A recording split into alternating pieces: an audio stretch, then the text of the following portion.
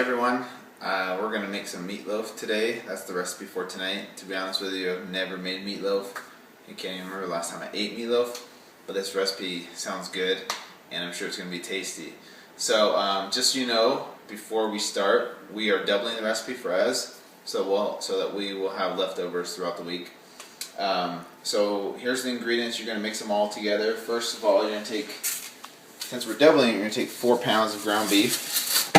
We did lean ground beef. So that's the first thing you'll put in there. Then we use turkey bacon instead of real bacon. It's a little bit healthier. Since we're doubling it, we're going to use 4 to 6 slices of turkey bacon. Okay, now that we have the meat in there, we're going to go ahead and pour 16 ounces of tomato sauce.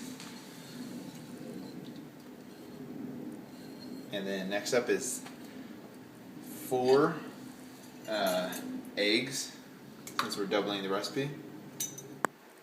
Okay, next up is soy sauce. We used the lower sodium soy sauce, about 6 tablespoons. If you're gluten-free, to make this recipe gluten-free, you can use tamari sauce, the same amount. Okay, the last thing is the spices.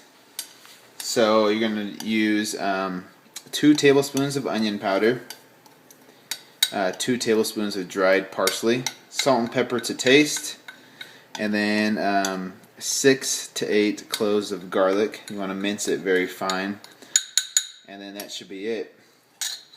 Okay, the next step is the dirty part.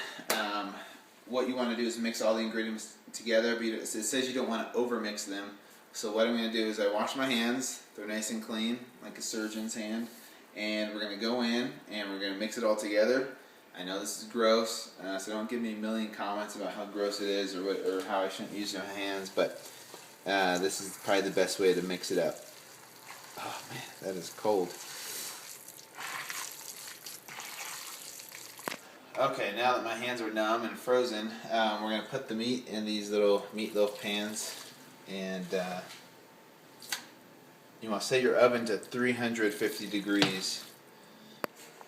Okay, now that we're done with that, make sure and wash your hands one more time thoroughly to get all that stuff off of there. Here's what they look like. Just kind of pack them down in there, and we're going to go ahead and put them in the oven at 350 for 1 hour. And since I'm lactose intolerant, we won't be adding cheese, but if you do add cheese, when there's 10 minutes left, you sprinkle the cheese over the top, bake it for the last 10 minutes, then it should be good to go. So we'll see how it turns out. I'll let you guys know. This is the finished product. My meatloaf, my steamed broccoli, and let's see how it tastes.